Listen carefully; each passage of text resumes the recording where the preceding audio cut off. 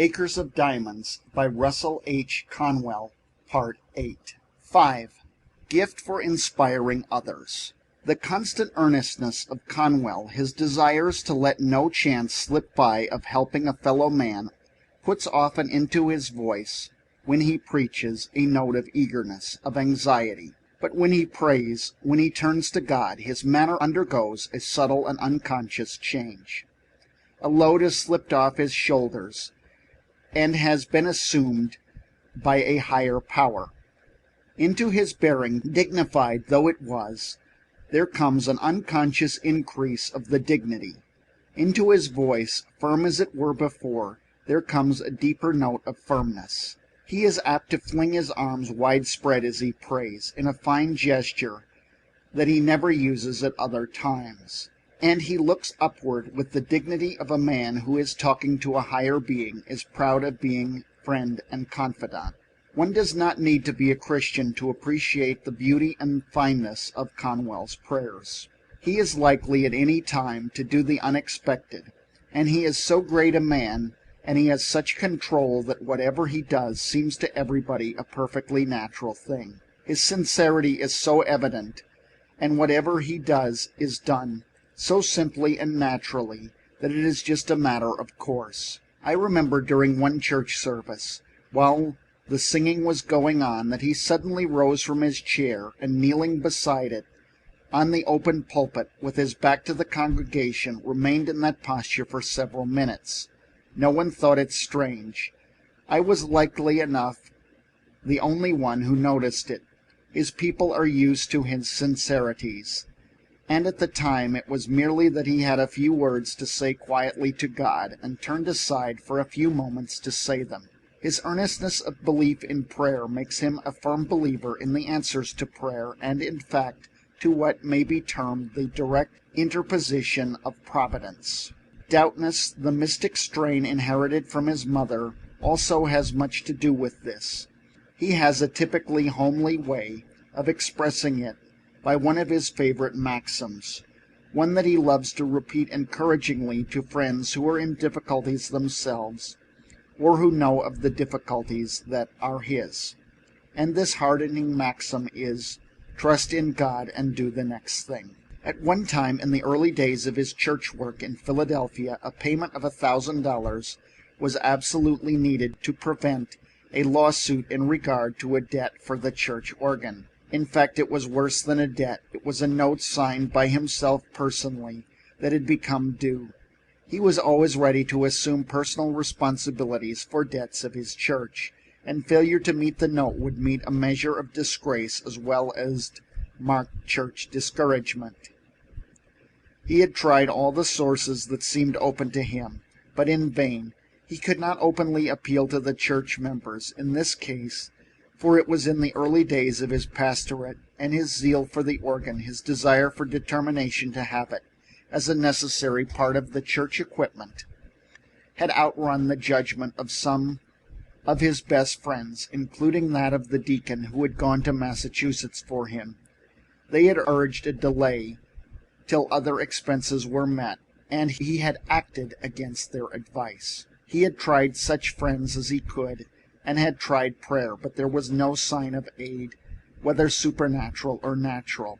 And again, literally on the very day which the holder of the note was to begin proceedings against him, a check precisely for the needed $1,000 came to him by mail from a man in the West, a man who was a total stranger to him. It turned out that the man's sister, who was one of the temple membership, had written to her brother of Dr. Conwell's work. She knew nothing of any special need for money, knew nothing whatever of any note or of the demand for $1,000. She merely outlined to her brother what Dr. Conwell was accomplishing, and with such enthusiasm that the brother at once sent the opportune check. At a later time, the sum of $10,000 was importantly needed. It was due. Payment had been promised. It was for some of the construction work of the Temple University buildings. The last day had come, and Conwell and the very few who knew of the emergencies were in the depth of gloom. It was too large a sum to ask the church people to make up, for they were not rich, and they had already been giving splendidly of their slender means for the church and then for the university. There was no rich man to turn to. The men famous for enormous charitable gifts have never let themselves be interested in any of the work of Russell Conwell. It would be unkind and gratuitous to suggest that it is because their names could not be personally attached, or because the work of an unpretentious kind among unpretentious people. It need merely be said that neither they nor their agents have carried to aid, except that one of the very richest, whose name is the most distinguished in the entire world as a giver, did once, in response to a strong personal application, give $3,500, this being the extent of the association of the wealthy that any of the varied Conwell work. So when it absolutely necessary to have $10,000, the possibilities of money had been exhausted, whether from congregation or individuals. Russell Conwell, in spite of his superb optimism, is also a man of deep depressions, and this is because of the very fire and fervor of his nature, for always in such a nature there is a balancing. He believes in success. Success must come. Success in itself, almost a religion with him. Success for himself and for all the world who will try for it. But there are times when he is sad and doubtful over some particular possibilities. And he immensely believes in prayer. Faith can move mountains. But always he believes that it is better not to wait for the mountains thus to be moved, but to go right out and get to work at moving them. And once in a while there comes a time when the mountain looms too threatening, even after the bravest efforts and the deepest trust. Such a time has come. The $10,000 debt was a looming mountain that he tried in vain to move. He could still pray, and he did, but it was one of the times when he could only think that something had gone wrong.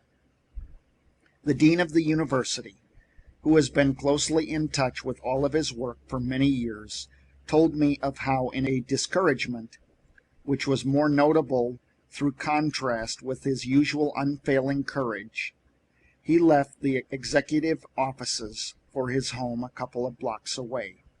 He went away with everything looking dark before him. It was Christmas time, but the very fact it being Christmas only added to his depression.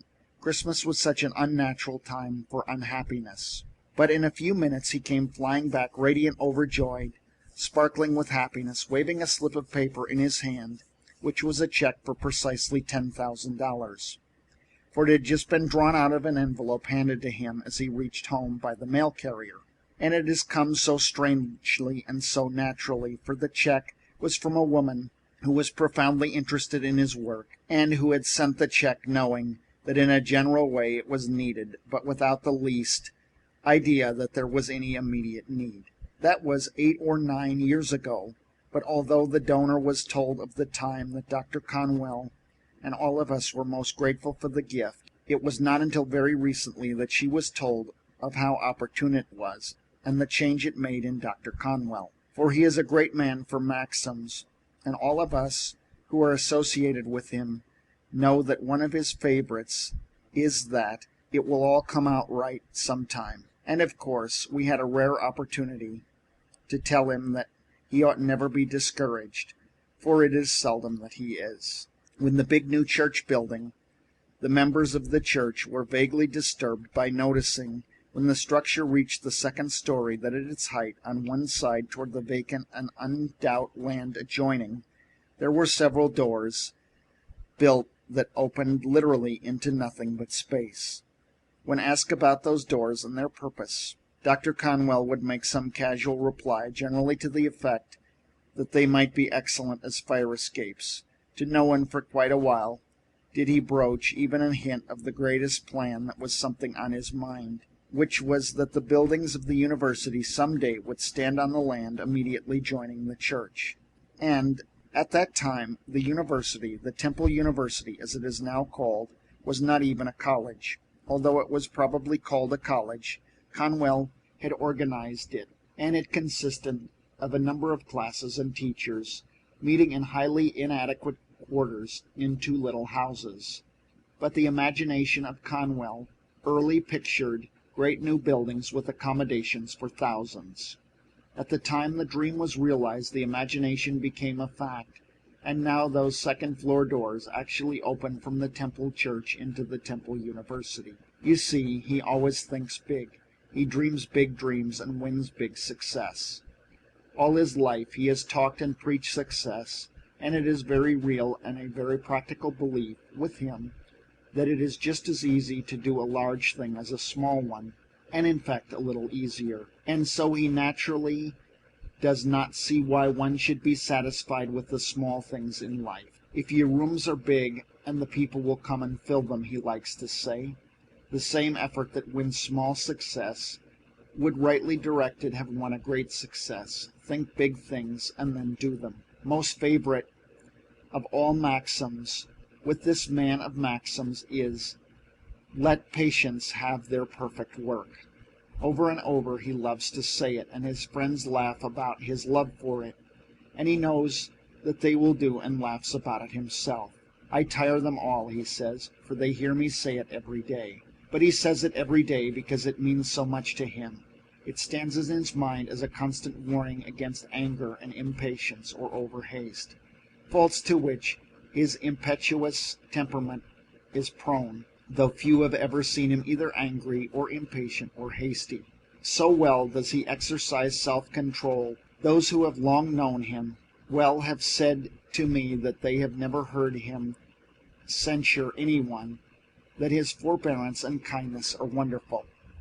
He is a sensitive man beneath his composure. He has suffered and keenly when he has been unjustly attacked. He feels pain of that sort for a long time, too, for even the passing of the years does not entirely deaden it.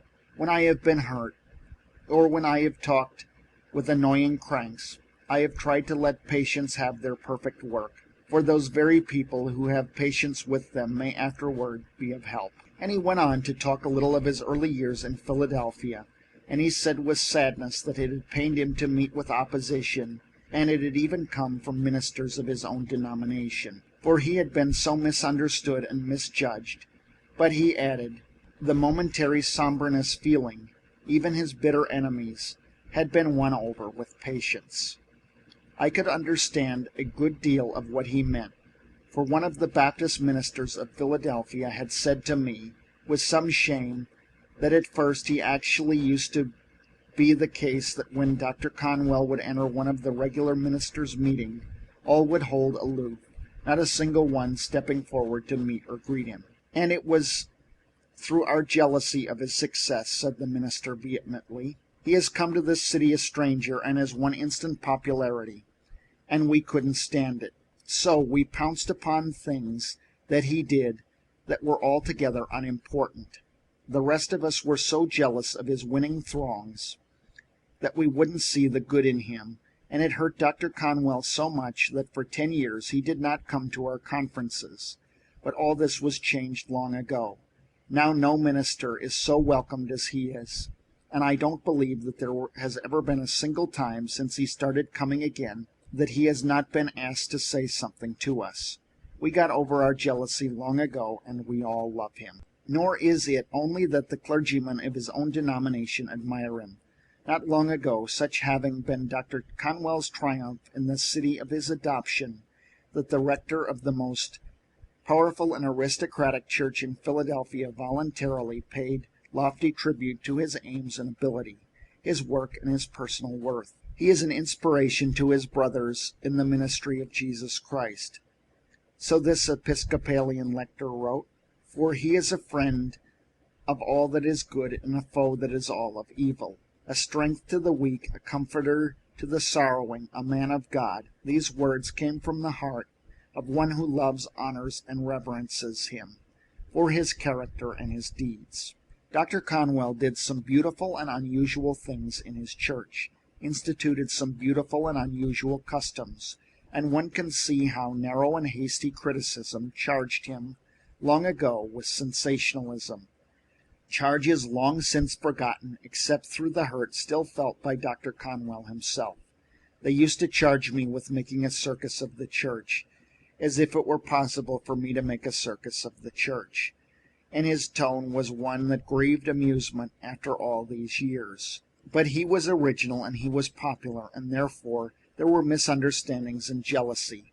His Easter services, for example, years ago, became widely talked of and eagerly anticipated, because each sermon would be wrought around some fine symbol, and he would hold in his hand, in the pulpit, a blue robin's egg, or a white dove, or a stem of lilies, or whatever he had chosen as the particular symbol for the particular sermon. And that symbol would give him the central thought of his discourse, accented as it would be by the actual symbol itself in view of the congregation. The cross lighted by electricity to shine down over the baptismal pool, the little stream of water cascading gently down the steps of the pool during the baptismal rite, the flowers floating in the pool, and his gift of one of them to each of the baptized as he or she left the water.